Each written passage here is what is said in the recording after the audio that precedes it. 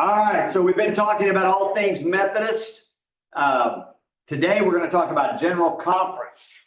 So that is the single official body that can speak on behalf of the denomination.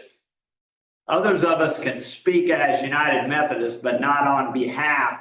We can't make statements or make policy or make doctrine on behalf of the whole denomination. Only the General Conference can do that. So I'm going to give you a handout. Let you just take one and pass it along. General Conference is happening as we speak, actually.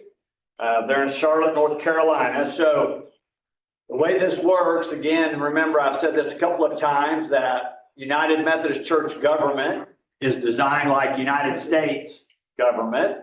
So this is a legislative body elected democratically. So when we do nominations every year for leaders of Boston Avenue, one of the groups we nominate are delegates to our annual conference. So to represent us as a local church at the statewide meeting. And as United Methodist, the idea is to have an equal number of clergy delegates and lay delegates. So the number of people a church has appointed, usually just one clergy person per church. We have more, big churches have a senior pastor and associate. So, but we match lay delegates to clergy delegates. So it's a representative democracy. We go and vote for things, for budgets and things at the annual conference at the statewide level. Then every 4 years, because the General Conference meets every 4 years, ideally, COVID fouled that up, and I'll talk about that a little bit more about how we're trying to get back in sync.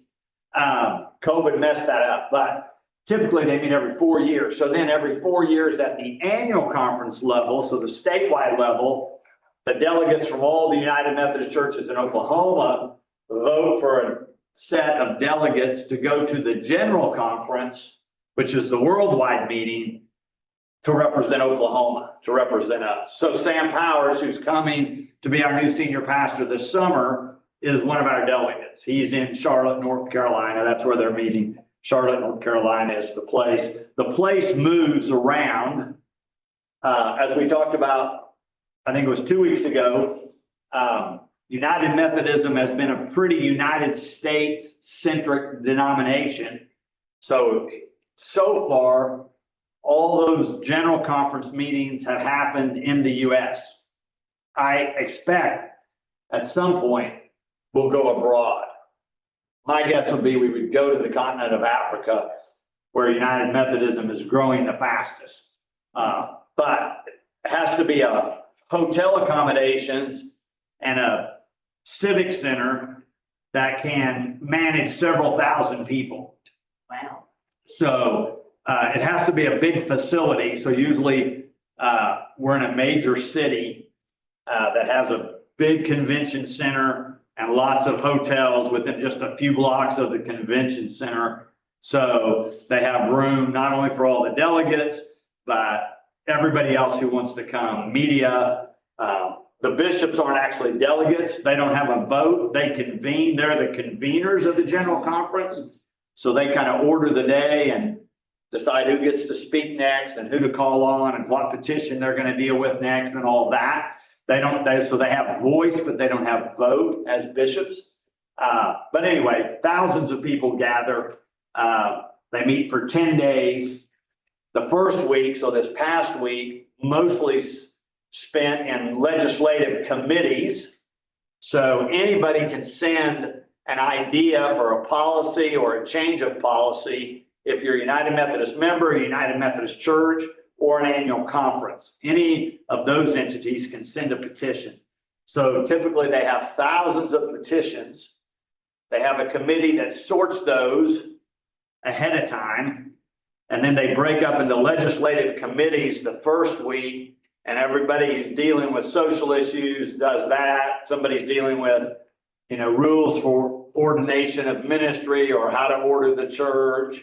They just break them up into Different committees, they sort through those petitions, they vote them up or down. And then the second week, the ones who got voted for out of the committee work, then they go to a general session.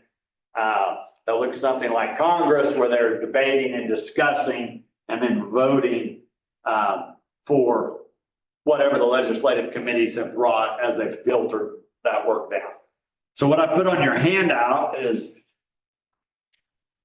the issues that they're dealing with for this general conference. So you can see they started April 23rd. They go through this next Friday, May the 3rd. They're in Charlotte, North Carolina. I put here, counted as GC, General Conference 2020. So when we had we had a general conference in 2016. And I mentioned this to you, in the midst of all that, they asked the bishops to work on human sexuality and bring back a proposal. And so they had a special general conference in 2019, February 2019. We were supposed to have the next general conference in the spring of 2020. COVID came in between those. So they didn't meet, right? Everything was closing down in the spring of 2020. So the Judicial Council, which is like the Supreme Court of the United Methodist Church, the bishops asked them, tell us when we meet in 2024, are we doing the business of the 2020 General Conference? Because was it postponed or was it canceled? The Judicial Council, reading the discipline, which says that we are to have a general conference every 4 years, says that wasn't canceled, that was postponed. So even though we're meeting in 2024, it's the business of the 2020 General Conference. And then I'll jump down to the bottom. So what the bishops asked after the Judicial Council ruled that, they said, well, then we need to meet in 2026 to take care of the 2024 General Conference. Then in 2028, we'll be back on track. Can you spell bureaucracy? We have lots of rules. Sometimes they serve us well. Sometimes I think they create more problems, because you have to gather thousands of people from around the globe. I mean, this costs, the United Methodist Church is spending millions of dollars in this 10 days to rent a convention center, to take care of all the logistics, transportation, audiovisual setup. I mean, just think about everything you have to have this kind of major meeting that lasts for 10 days. It's a huge expense. So at any rate, that's where we are. They will vote on whether to approve this 24, 26, 28 meeting schedule while they are in Charlotte. So what I put is the 5 biggest issues I think that are facing the general conference. So the first one is regionalization, or a restructuring of the denomination. So there's a variety of reasons for this, but basically we're trying to shift from being a denomination that has churches globally, but everything is focused out of the U.S. All of our general offices, most of our budget money, I mean, 95+% of our budget comes from the U.S., but they're trying to balance that out. So we have a very slow moving denomination because we only meet every 4 years. So they're trying to determine, can we become more nimble and move more quickly?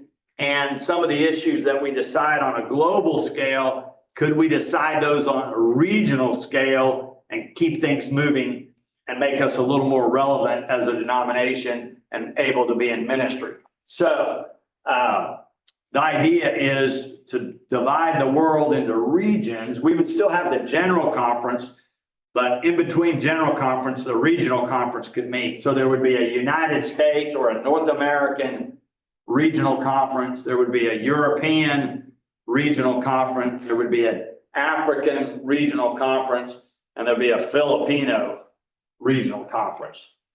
So they've actually already voted. There are about 8 petitions related to this, because this requires a change in the Constitution of the United Methodist Church. So instead of just a half, like just a simple majority, the Constitution says to change the Constitution, you have to have 2/3. So there were about 8 petitions related to all the details of changing the Constitution. The General Conference delegates this week have already voted in favor of the regionalization policy. But because it's a change in the Constitution, I put this down under number 5. If any of this changes the Constitution, there must be 2/3 of the annual conferences who pass the same within the following year. So because that structure would change, the vote they've taken would change the structure that's outlined in the Constitution, every one of our annual conferences will have to vote within the next 12 months. Or maybe they'll give us 18 months, depending on timing of when all, but by the next time annual conferences meet, they'll have to vote up or down on whether or not we want to change the structure. So that one's in process. Also some changes in the way our higher education and ordained ministry division operates. And they have asked that if they voted yes for regionalization, that part of what comes to the regional level rather than global level are these things: membership criteria, hymnals and rituals. There's some legislation suggesting that every region should have their own judicial council so they can make decisions closer to the ground, so to speak. And also requirements or criteria for ordained ministry. So being a U.S.-centric denomination with 13 United Methodist seminaries and hundreds of United Methodist colleges, higher education has been a priority for United Methodists. So to be a fully ordained elder or pastor, you had to have at least your Master's of Divinity degree, and then some additional things that the conference requires to finally finish your process of being ordained.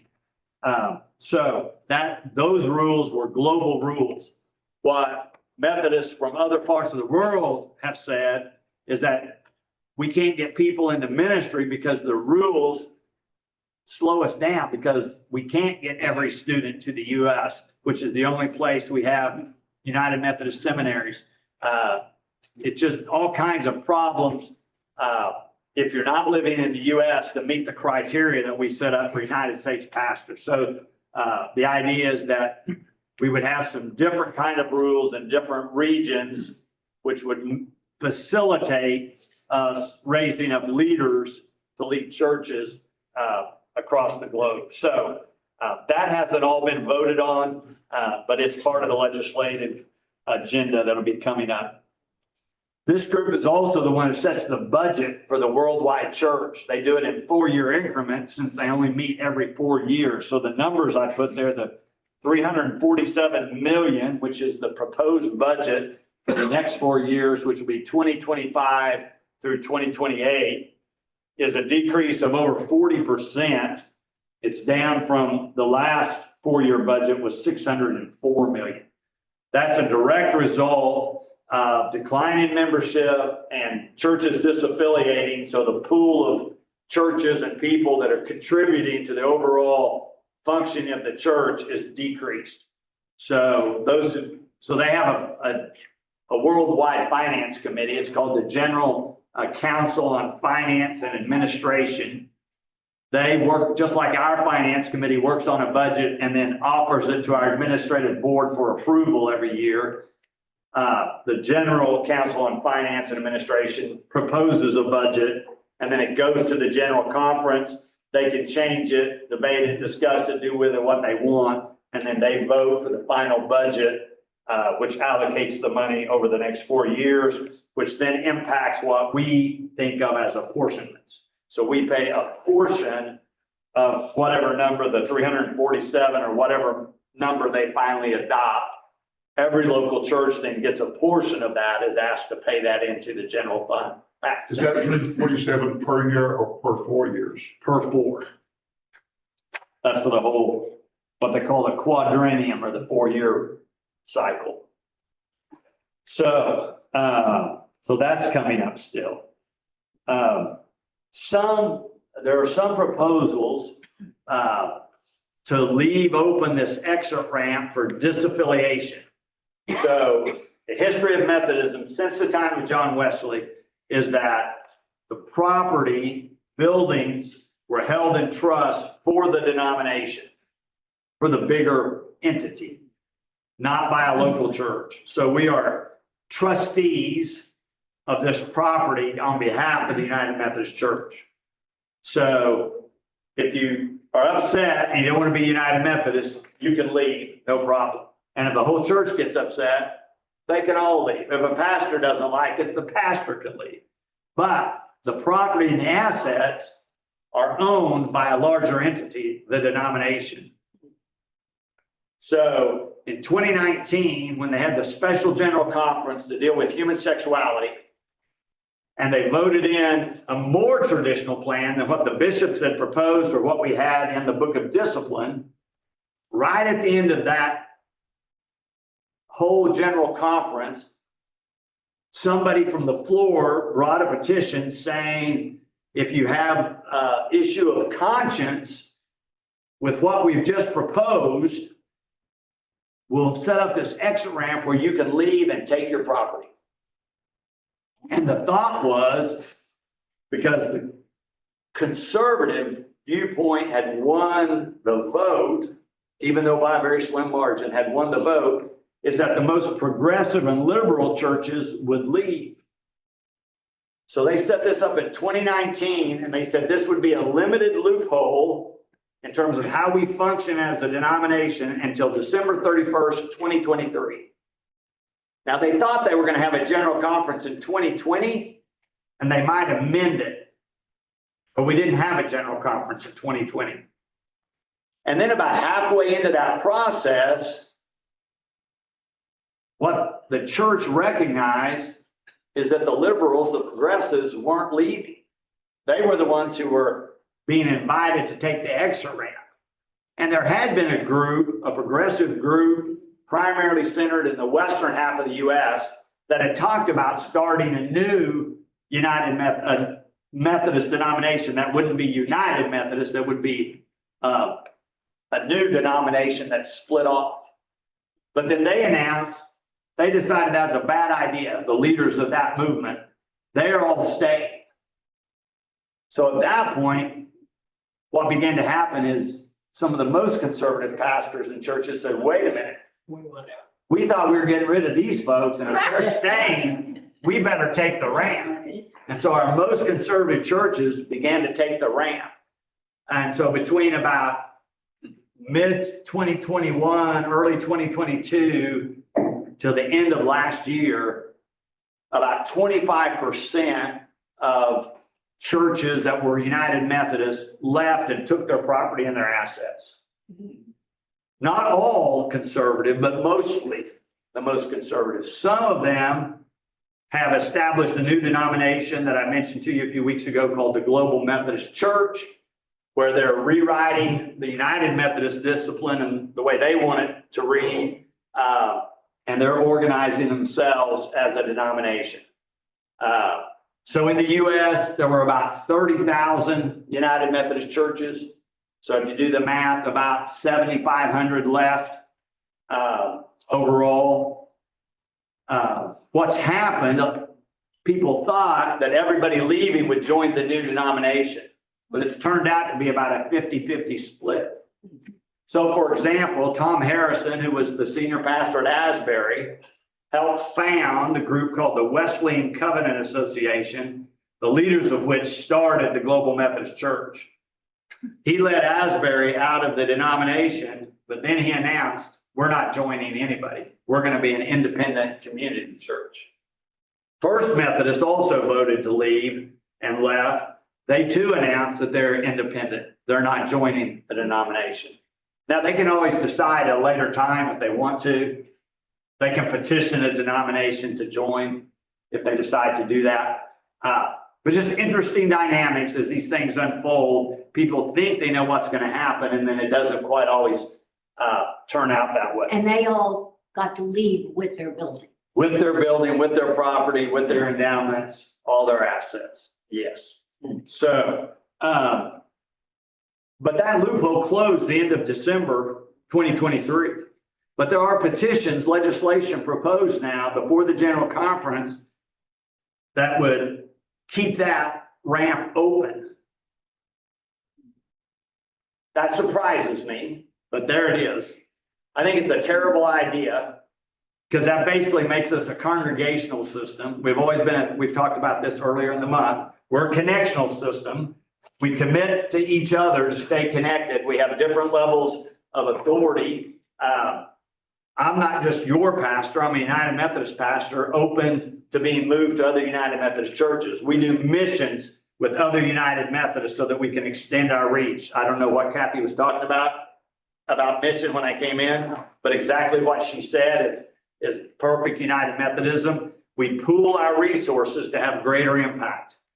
And so the way that works though is that we are all committed to the institution first, not to our local church first.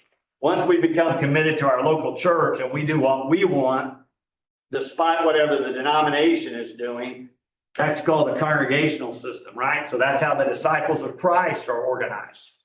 They have a denomination, but every one of their churches is independent. They find their own pastors, they make their own decisions, they do their own missions. As a congregation, the authority and power lies solely in the congregation. Ours is, we have some authority, but it's part of the bigger structure of the worldwide church, the national church, the statewide church, a district. This afternoon, I'm hosting the district leadership council. They'll come here at 2:00 today. I'm chairing that meeting. Well, that's all the United Methodist churches in our area, in our district. We have a district superintendent. So we'll meet together to coordinate the work that we can do together. Whether it's, summer camp for youth or a mission project here in the city, like Restore Hope was started as a ministry of the Tulsa district.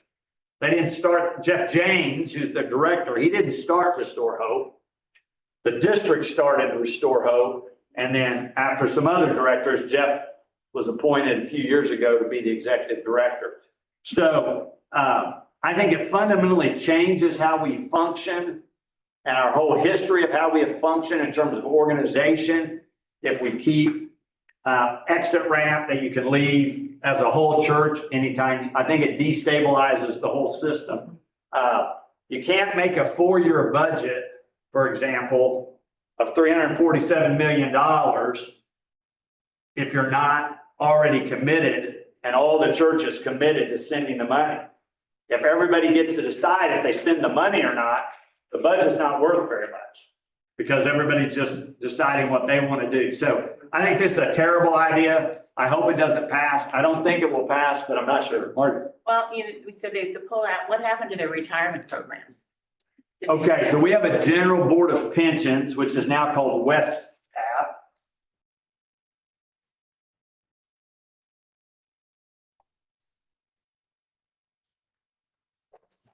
The general board of pensions saw this coming several years ago. This divisiveness kept bubbling up. So they began to work on what do we do with the pensions? And so they've worked out a system where they will work with other families of Methodists, in this case, the Global Methodist Church, and manage their pension plan. They have to write their own rules, and they, as a denomination, have to work that out with the leaders of West Path. If you're a United Methodist pastor and you just gave up your credentials and left the denomination, so there's 2 pools of money in my pension: the dollars I've put in and the dollars you all have put in on my behalf or Dr. Biggs' behalf. Churches pay in to support the pastor's pensions. So if I just leave, I give up the church part of that because I'm no longer part of the church. I still get to keep the dollars I've put in. So that basically what they're doing with shifting to another denomination. Since then, one of our split off denominations, so we have the African Methodist Episcopal Church and the African Methodist Episcopal Church Zion, both splits off from early days of American Methodism. One of their, I think it's the AME Zion Church, had some malfeasance in their pension leadership program. And it showed up a couple of years ago that quite a bit of money was missing and unaccounted for. I'm still not sure if they figured out who took the money or where it went. But subsequently, as they're trying to restructure that, they came to the United Methodist group and said, can you help us? So we've now adopted the United Methodist West Path runs the AME Zion pension program now. So they've tried to be flexible to work with anybody in the Methodist family that they can help. So that's kind of what's going on with that. Okay, so then the last one on here, and then we can take more questions. We have a few minutes left. So we have a social principles statement in our book of discipline. You'll have probably studied the social principles over the years, either in a Sunday school class or one of our small groups. It's basically statements of faith related to about any social issue you could think of. Agriculture, farming, policing, military, human sexuality, care for creation, divorce, being single. I mean, we have a statement on everything. Gun violence, I mean, just immigration. Like, think of an issue, we have a statement about it. Those are all in the social principles. They're not doctrine, so we have theological doctrines that stay the same. These are statements of faith as guidance for United Methodist individuals and for the church from the General Conference, though. They're written and proposed and approved by General Conference. So there's been a group, so we have a board of church and society that oversees the working of the social principles. So they started working after the 2016 General Conference to revise the social principles, primarily, as I put it in here, to eliminate the condemning language about LGBTQ plus people and also to make them less US centric. So lots of the issues, like the statement on farming, for example, was all about US farmers. And delegates from African churches said, well, we have farmers. They're in a really different position than your farmers, but the only statement we make is about farmers in the US. So they've gone through an extensive process. They've surveyed and had focus groups of Methodists from around the world, and they've rewritten our social principles, and now they're bringing them to this General Conference for approval. I think they will be approved. They might be amended, and they're often amended in the process, a phrase here or a phrase there, or a sentence, sometimes a whole paragraph. You know, they'll do some wordsmithing. My guess is they will be approved, and we'll have a new set of social principles to look at after this General Conference. Centric, explain that. US centered, so like Okay. most of the statements were from the perspective of a US citizen. Okay. So. I wasn't sure that was an abbreviation. Yeah, so. That was Is a General Conference usually this long, or did it get extended because there were gonna be so many things to be voted? No, always 10 days. Is it? Okay. And basically, that's based on a pattern that started back in 1784 with the first group of Methodists. Then it was just clergy, and lay preachers came together in Baltimore and organized the Methodist Episcopal Church in America. So they were breaking off from the Church of England after the Revolution, and they met for 10 days. So Stop. that became holy. That became holy. We meet for 10 days. Now you gotta remember, they were like riding horses and walking to the General Conference.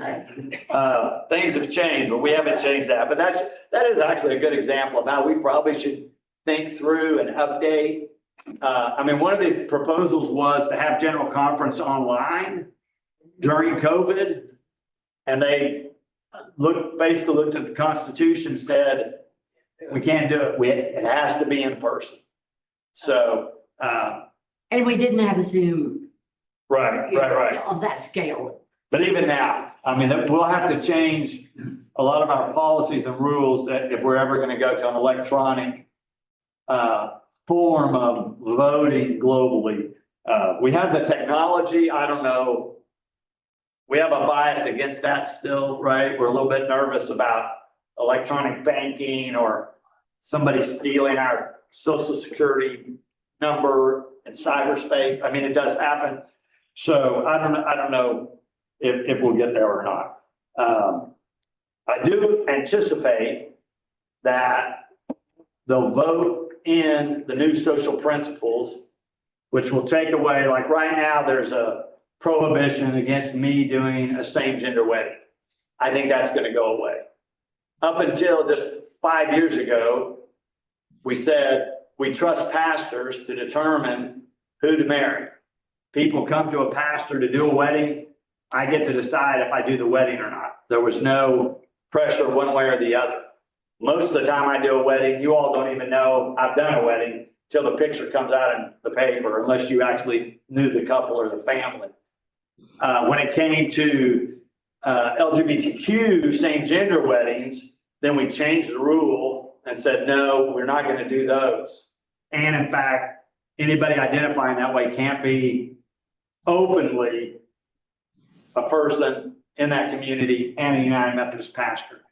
I anticipate all that's going to change at this general conference. It might not, but that's part of what the legislation is suggesting. So anyway, all that is what they're going to be discussing the next 5 days or so. And then we'll see, you know, there's a roundup of the news every day I'm reading. They live stream the general conference. You can get on and watch if you want. You're watching? No, well, I know, but I went to, in California, to at the annual conference. I was delegate several times. So I am still on the Western jurisdiction email jurisdiction. So they're giving you updates. So I get an update almost every day. Yeah. What's going on. Yeah, yeah. Great. So the last thing I put on here is down there toward the bottom, voting. So these are voting percentages at general conference. 56% of the delegates are from the US, 32% from the continent of Africa, 6% from the Philippines, 5% from Europe. One is sort of a miscellaneous balancing of delegates, so they have an equal number of clergy and lay people that are voting. One of the things that happened this week is several of the annual conferences in Eastern Europe have asked to be independent churches. So we have the United Methodist Church worldwide. Then I mentioned like in Central and South America and some other places, there are national Methodist churches. So like Mexico has the Mexican Methodist Church. They're a cousin of ours, but they're not part of our denomination. Some of the countries in Africa are that way. They have an independent Methodist church. Then some of them are United Methodist. God, it's confusing. Yeah, it is confusing. I think there's five of the Eastern European annual conferences that asked the general conference to become independent. And they've already voted yes to that. So these numbers of percentage of delegates, now they only had, in those annual conference, they still only had, I think it was 66 churches and 1,200 members or something. I mean, all of those annual conferences smaller than just our church. So it's not a big impact on worldwide Methodist Church, but there are changes. And like I said, Methodism is growing faster in some of the countries in Africa than any place else. So the anticipation is the percentage of African delegates goes up, right? So the numbers of delegates are based on the membership, right? This democratic idea of representation.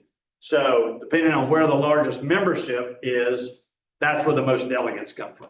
So anyway, that's what's going on now. Questions? Yes. How has all of this affected the need for people going into the ministry? Enrollment is down. So we have 13 official United Methodist seminaries in the U.S. Probably 9 or 10 of those enrollment is down. It has been down at all of them over the last few years. A couple of them have had a little couple of growth here recently. So I would say fewer people going into ministry. The other factor, and maybe this way some pastors left through the disaffiliation process and some churches left. And then it's a matter of how do you connect? How do you get the numbers right so you have enough clergy for the number of churches you have? And if you're independent, how do you find a pastor? If you're United Methodist, we have a system, right? I'm going to be here one Sunday. I'm going to retire. The next Sunday, you'll have a pastor. If you're independent, one Sunday, typically your pastor retires, and 6 months or a year or two later, you have a new pastor. Because you have to do your own search and you have to convince them. I'm sent as a United Methodist.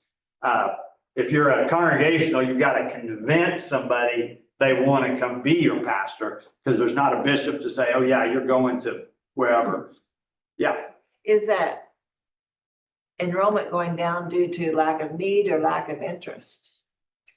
I would say lack of interest, maybe lack of need in some places. Our younger generations do not value institutions the way baby boomers and older generations have valued institutions. So they often don't care to be a part of a larger group. So that's why on our religious landscape surveys in the US, when people are asked, what's your religious affiliation? The fastest growing group are the group that mark they have no religious affiliation. Then we call them the nuns, N-O-N-E-S. My religious affiliation is Catholic or Protestant or Hindu, et cetera, et cetera. Yeah. Then at the bottom, none. That's the fastest growing group in the US by far. Primarily, not exclusively, primarily younger adults. So, and historically, young adults have gone into ministry, but even as far back as when I was in the seminary system, so early 80s, the average age of I was right out of college, so I was like 23. The average age of my seminary class, though, was 35. Most of my classmates had already been in a career, they'd done something else, and then responded to a call into ministry. The oldest student in my class was 65. Wow. A woman who graduated and then served for another 10 years, primarily doing older adult ministry, actually, is what she ended up doing, but had been a preacher's wife her whole life. Husband died. She's trying to decide what she's going to do the rest of her life. And she's like, I've always been in the church, loved the church. He got to go to seminary. I didn't. I can go now. And so she did, and then served the churches after that. So What's the percentage of disaffiliation in Oklahoma? it was right at about 25% as well. Our district, I think it was 28% actually, but it's very, give or take a little bit across and all these disaffiliations are in the US. So some like these annual conferences in Eastern Europe as a whole group are asking to leave. But these churches independently leaving is a US kind of thing. Mostly small churches in Oklahoma? Mostly smaller, rural, but not exclusively. The two I mentioned this morning, both really big churches, First Methodist and Asbury, two of our biggest churches. St. Luke's in Oklahoma City left, our biggest church in Oklahoma City. But primarily, smaller churches, less than 50 members, that kind of thing. Yeah. David, does that mean we'll end up, whoever can pay the most will get the minister if they have a congregational thing? Will it become a money issue, do you think? It does become at least partially a money thing in terms of whether or not a pastor decides to accept your invitation to come be their pastor. Yes, for sure. And this is back to people going into the ministry. So if people go into the ministry, will there be positions for them in the Methodist church? Yes, there are. So we're starting new churches and the church is proliferating, shall we say. And if you go through the whole process of seminary and then typically 3 years of being on probation, like Betsy, who's serving here, she's done with seminary, she's appointed, she's serving, but she's in her 3-year probationary period where she's supervised, in addition to me and the district superintendent, the bishop, by the Board of Ordained Ministry, which is a group made up of United Methodist from Oklahoma. And they decide who finally gets ordained as a United Methodist pastor or not. Like we can recommend people out of the local church. Then they go to a district committee. They have to be approved at the district committee. Then they go to the annual conference committee. And that's the Board of Ordained Ministry gives the final approval about who gets ordained. Because once you get ordained, you're guaranteed an appointment. So you're guaranteed a place to serve, not a particular place, but a place to serve if you've done all the work. I think that'll probably change eventually too. I'm not sure that we can continue. So that was designed on the idea that the church is always growing. We always have a need for more and more pastors. With the disaffiliation, it's all kind of discombobulated right now. But I think it'll stabilize again and we'll know how many pastors we need and how many were ordained. Some annual conferences, because of the guaranteed appointment, a person can go through the whole process and then they get denied ordination because they can't ordain them because they don't have any place to send them. So it can be a tricky balancing act at that point. Yeah, Judy. David, I have two questions. Can you turn down an assignment? So Can you say, no, I don't want to go there? The bishop has absolute authority to appoint you, but the bishop can consult with you and give you that opportunity to say yes or no. So in some appointments, the bishop gives a person that opportunity. Other appointments, the bishop says, I need you to go, and you go if you want to remain a United Methodist. Okay, I'm the unofficial timekeeper, but Yeah, we're about, okay. Judy had her hand up. I'll take that. What do you consider the long-term COVID effect on all this? Fairly devastating. Closed. Some of our smaller churches have not come back. They will not reopen after COVID. I think eventually we'll see more robust growth. But part of what happened is COVID shifted a lot of people from shifted a lot of people from churchgoers to non-churchgoers, and then shifted another group from churchgoers to church viewers. Yeah. So our in-person attendance, is probably 60% of what it was pre-COVID. Our overall attendance is about the same, just over 1,200 a week. But about half of that is now remote viewership. People who've signed in, they watched on Facebook, they watched on television, they watched on YouTube. But at least they told us they were there. yeah, So we, like Channel 8 will say, oh, you had 8,000 television sets tuned in to worship. We don't count 8,000. There's no way for us to know who they are. If they don't sign in, we can't really be in ministry with them. So we don't count them in our average worship number.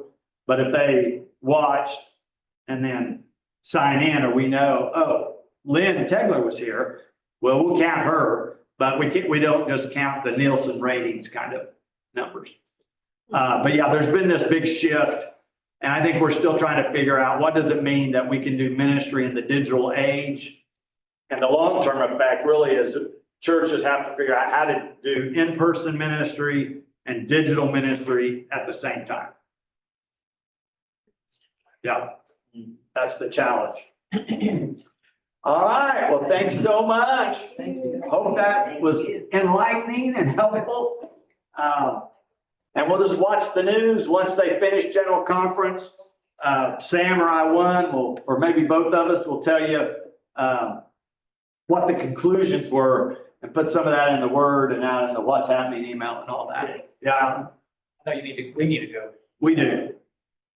Does Sam start on the 9th as your retirement or before? No, he starts June 30th. We're doing the celebration on the 9th. My last Sunday to preach will be the 23rd. His first Sunday to preach will be the 3rd. So right at July 1 is really the official Yeah, a lot start. of people have been asking. Yeah. All right, let's pray. Oh God, we give you thanks for your great love of us, for the love and care and support we experience here in our classes. We know, oh God, that you're at work in us and around us for good, and we give you thanks for that. Help us to be sensitive to the way that you're leading us so that we might be faithful in all we say and do. In the name of Christ we pray.